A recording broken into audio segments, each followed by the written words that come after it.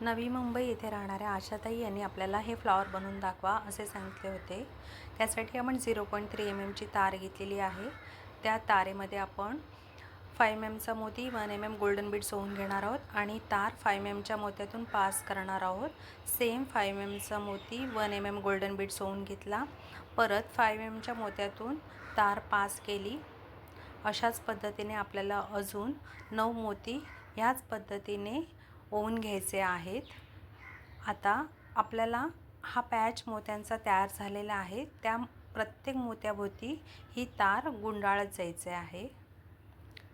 पूर्ण हे रॅपिंग झाल्यानंतर ह्या तारेमध्ये 4 mm चे एकूण आपल्याला 8 मोती ओवून घ्यायचे आहेत।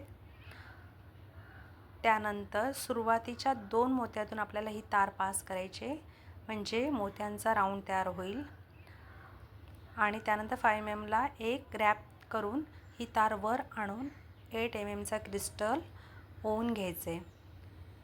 ओवून झाल्यानंतर प्रत्येक 3 मोती रॅपिंगमध्ये घेऊन पूर्ण रॅपिंग करायचे।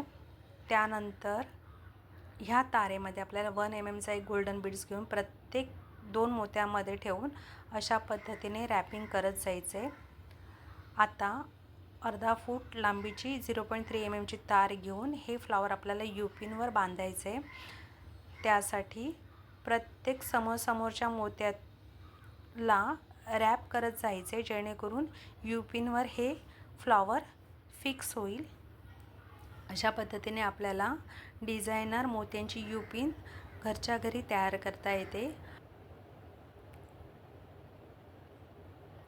अशा छान छान व्हिडिओसाठी यूट्यूब, इंस्टा आणि फेसबुक पेजला नक्की फॉलो करा।